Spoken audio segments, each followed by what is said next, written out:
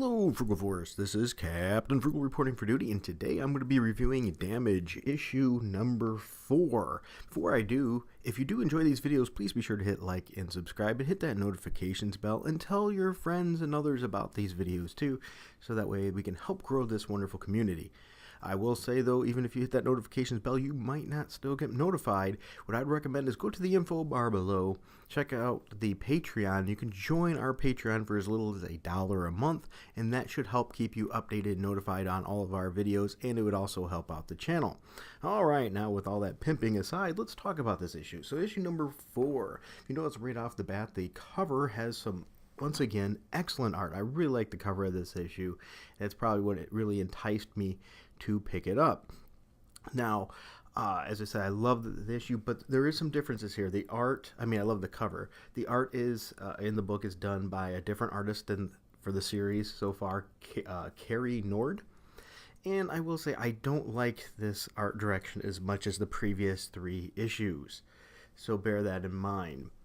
So we get into the story here, and it starts off at a farm, and we get a little detail that Poison Ivy is there and taking it over. Then we cut from that farm and we go to where there's a truck driver, and we find out in that truck that's where the Damage character Ethan has stolen away into travel, and he ends up getting out of the truck, and he's and talking to this guy, and that's going to lead into how he's going to get to this farm. But before we get there, the story gives a nice little segue and some information about the past into how Ethan became Damage. And here, as you see, as I circle this panel, this is, granted it's supposed to be with Poison Ivy, but you can't help but think, okay, this is DC taking a shot saying, Marvel, you did not give the customer base the Bruce Banner Incredible Hulk they wanted, so we're giving it to you. I mean, he has a military background. No, Banner wasn't. He was a scientist doing work with the military. But it has the military background. It has all the elements of the original Hulk, the military after him.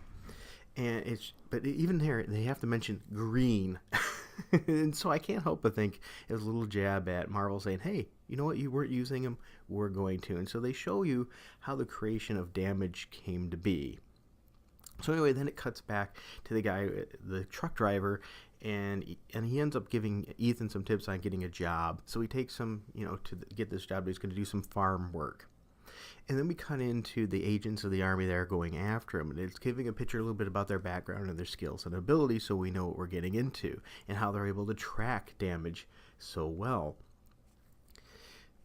Moving on from there, we cut to the farm, and there we see Poison Ivy, and Poison Ivy is absolutely not happy with farming of vegetables and things like that, because she doesn't like humans, and so therefore she's going to take them over, and that's where Ethan is, of course, to work. That's how he makes that connection there, and he decides to release Damage as he has that conversation with himself, which is pretty cool, interesting conversation with himself. So out comes Damage, and a fight ensues, and that's where the issue ends. So overall, I will say this issue was okay. It went a little fast for me. I didn't like it as much as the previous issues, but it was okay. I would give this issue a C, an average score. The artwork just wasn't as good to me. I'm not saying the artwork was bad. I just didn't like it as much as the previous 3 issues. So I bought this issue digitally so I could review it early, because unfortunately I can't always make it to the comic shop until usually the weekend, so I bought this digital so I could do this for $2.99. I don't think it was a loss of money or a waste of money. It just wasn't the strongest issue in the series so far, and of course it is a lead-in issue, it's the first part of the storyline.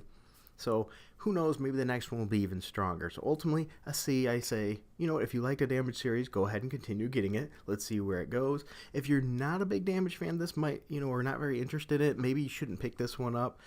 Maybe go right back to issue 1 and read that first arc to know the character a little bit. Those were some pretty epic issues. All right, I hope you enjoyed this. If you did, once again, hit like and subscribe and share. And we have that Patreon. Until next time, keep it frugal.